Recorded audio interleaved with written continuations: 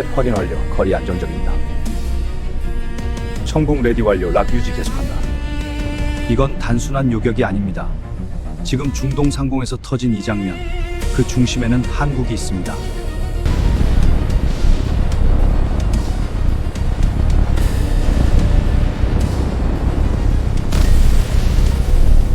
안녕하세요. 정보 긴급 발표입니다. UAE와 합의하여 원유 600만 배럴을 긴급 도입하기로 정부가 UAE와 합의를 최종 마쳤습니다.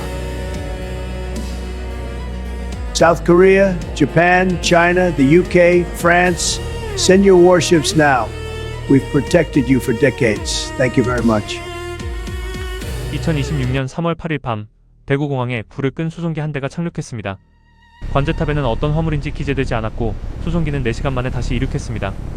그리고 48시간 뒤 두바이 하늘에서 이란 미사일이 공중에서 폭발했습니다. 대구에서 출발한 그것이 무엇인지 지금부터 말씀드리겠습니다. 그런데 여러분, 이 이야기의 진짜 시작은 대구공항이 아닙니다. 훨씬 더 오래전, 그리고 훨씬 더 조용한 곳에서 시작됐습니다.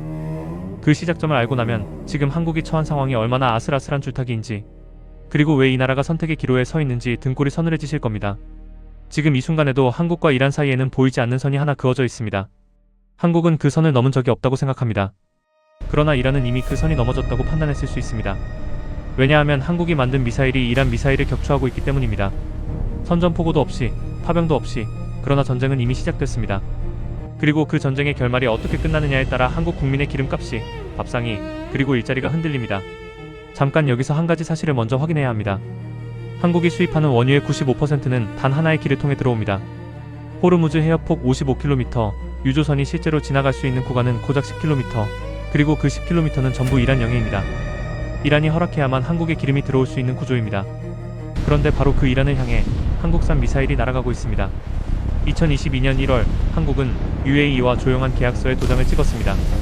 천궁2 방공 시스템 10개 포대, 계약액 4조 1천억 원이었는데 이것이 한국 방산 역사상 단일 유도무기 최대 수출 계약이었습니다. 그러나 대부분의 한국 국민은 이 계약을 알지 못했고 알 필요도 없다고 생각했습니다. 먼 나라 이야기였으니까요. 그런데 4년 뒤인 2026년 2월 28일 새벽 이란이 UAE 내 미군 기지를 향해 탄도미사일을 쏘아 올렸을 때 두바이 하늘을 지킨 것은 미국 패트리엇이 아니었습니다.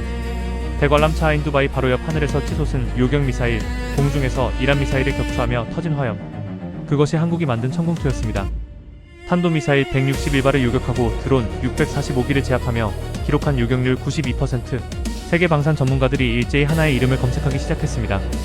그리고 이란은 그 이름을 조용히 기억했습니다. 문제는 여기서부터입니다.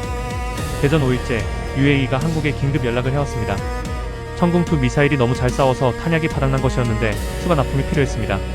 그러나 사우디 계약 물량, 이라크 계약 물량이 이미 꽉 차 있었고 한국 기업들의 연간 생산 한도는 넘을 수 없었습니다. 그러자 한국 정부가 결단을 내렸습니다. 우리 공군이 북한 탄도미사일을 막기 위해 배치해둔 천궁2 유도탄을 꺼내기로 한 것입니다. 북한을 막으려고 만든 미사일을 빼서 이란을 막는 데 쓰기로 한 순간이었습니다. 3월 8일 밤 UAE 공군 C7 수송기가 대구공항에 착륙했습니다.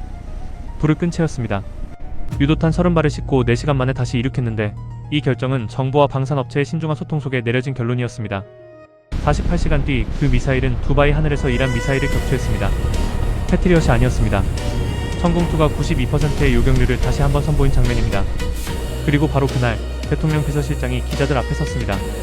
UAE와 협의해 원유 600만 배럴 긴급 도입이 확정됐습니다. 그리고 이 한마디를 덧붙였습니다. 우리 천궁이 UAE의 안보를 지키듯이 UAE 원유가 우리 에너지 안보에 기여하고 있는 것입니다. 미사일 30발과 원유 600만 배럴이 맞바꿔진 것이고 대한민국 정부가 그것을 공식 인정한 순간이었습니다. 총이 기름이 됐습니다. 여러분, 지금 이 상황을 냉정하게 보셔야 합니다. 한국은 이란 미사일을 격추하는 무기를 팔았습니다. 그 대가로 이란이 봉쇄 중인 해협을 우회해 들어오는 원유를 받았습니다. 그 원유가 들어오는 길목은 이란이 쥐고 있습니다. 이란은 지금 한국을 어떻게 보고 있을까요? 그리고 바로 이 시점에 트럼프가 SNS를 열었습니다. 한국, 일본, 중국, 영국, 프랑스 5개국을 콕 집어 군함을 보내라고 요구했습니다. 군사 전문가들은 말합니다. 이것은 동맹 요청이 아니라 청구서라고. 한국이 방산 수출로 중동에서 12조 원이 넘는 계약을 따내는 동안 트럼프는 조용히 지켜보고 있었고 이제 그 청구서를 꺼낸 것이라고. 파병하면 핵잠수함 협력, 전시작전 통제권, 관세 완화 당근이 따라옵니다. 거부하면 무역 보복이 기다리고 있습니다. 그런데 파병하는 순간 이란은 한국을 공식 교전국으로 선언할 수 있고 그 순간 호르무즈의 그 10km가 닫힙니다. 유가 $140, 한국 경제 성장률 마이너스, 환율 1,500원 돌파, 전문가들이 예측하는 시나리오입니다. 여기서 한국의 진짜 딜레마가 드러납니다. 천궁2는 원래 수출용이 아니었습니다. 북한 탄도미사일을 막기 위해 만든 무기였고 지금도 한국 공군이 그 미사일에 의존해 수도권 방공망을 유지하고 있습니다. 그런데 그 미사일이 중동으로 나가고 있습니다. 영국 파이낸셜 타임스는 이렇게 썼습니다. 한국의 방산 기업들이 이란 전쟁의 실질적인 수혜자로 떠오르고 있다. 주가가 올랐고 수주 잔고는 100조 원을 돌파했습니다. 전쟁이 길어질수록 한국 방산은 돈을 법니다. 그런데 바로 그 기간 북한이 움직였습니다. 한미연합훈련 기간 중 탄도미사일을 발사한 것인데 2023년 이후 처음이었습니다. 전문가들이 초반부터 경고했던 것이 현실이 된 순간이었습니다. 한국군이 중동을 바라보는 사이 북한이 그 공백을 노린다고 대구공항에서 북한을 막으려던 미사일이 나간 바로 그 타이밍에 북한 미사일이 동해로 날아갔습니다. 천궁2를 팔아 돈을 벌었지만 그 돈이 필요한 이유가 바로 코앞에 있었습니다. 지금 한국 정부는 공식 파병 요청이 없었다는 말만 반복하고 있습니다. 스페인과 이탈리아는 이미 거부했습니다. 한국은 아직 답을 하지 않았습니다. 그런데 여러분, 이것이 진짜 문제입니다. 한국은 이미 대답을 한 셈입니다. 미사일을 팔았고 원유를 받았고 수송기는 대구를 떠났습니다. 공식 파병은 없었지만 전쟁은 이미 시작됐습니다. 이란은 그것을 알고 있고 트럼프도 알고 있고 중동 7개국도 알고 있습니다. 한국만 모른 척하고 있습니다. 그리고 바로 여기서 아무도 예상하지 못한 마지막 반전이 있습니다. 세계에서 탄도탄 요격 미사일을 자체 생산할 수 있는 나라는 단 6개국입니다. 미국, 러시아, 이스라엘, 프랑스, 중국, 그리고 대한민국. 그런데 그 6개국 중에서 지금 이 순간 중동 전쟁에 무기를 파는 나라는 5나라입니다. 한국도 그 5 중 하나입니다. 미국은 패트리엇을 팔고 이스라엘은 에로우를 운영하고 한국은 천궁2를 팔았습니다.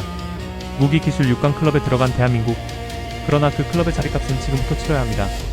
파병 압박, 이란 보복 위협, 북한 도발, 환율 위기, 이 모든 것이 동시에 한국을 향하고 있습니다. 대한민국은 지금 어디로 가야 할까요? 이 질문에 대한 답은 아직 아무도 모릅니다. 이은혜 코리아 리포터였습니다. 감사합니다.